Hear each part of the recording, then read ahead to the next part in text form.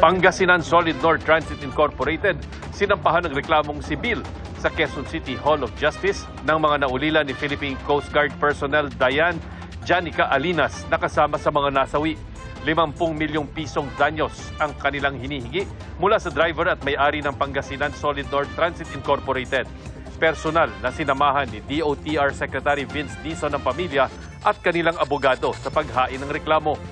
Mula sa Quezon City, nagtungo si Secretary Dizon sa Antipolo City para naman sa pagsasampa ng 80 million peso civil suit para sa 8 miyembro ng isang religious group na namatay rin sa parehong insidente. Paglilinaw ni Dizon, bukod pa ang mga civil case na ito sa reklamong kriminal na isasampa naman ng Department of Justice laban sa kumpanya. This is our responsibility, no? Ang importante dito, it's not just yung, hindi lang yung sumasama tayo dito at tinulungan natin ang mga pamilya sa pamamagitan ng pagbigay ng legal counsel, pero ito ay mensahe sa lahat ng mga bus company na hindi natin ito tolerate ito. Ang administrative case naman patuloy na dinidinig ng LTFRB.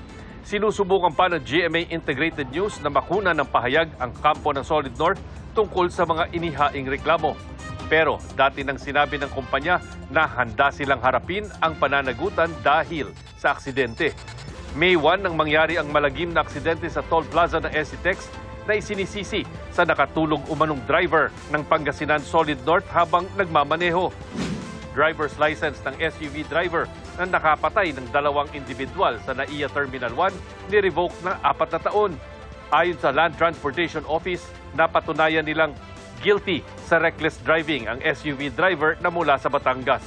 Bukod sa 4 na taong revocation ng lisensya, pinagmumulta rin ng driver ng 2,000 piso alinsunod sa isinasaad ng Republic Act 4136 o Land Transportation and Traffic Code. May 4 nang mangyari ang aksidente na ikinamatay ng isang batang babae na anak ng isang OFW at isa pang lalaki. Para sa GMA Integrated News, Chino Gaston ang inyong saksi. Mga kapuso, maging una sa saksi. Mag-subscribe sa GMA Integrated News sa YouTube para sa iba't ibang balita.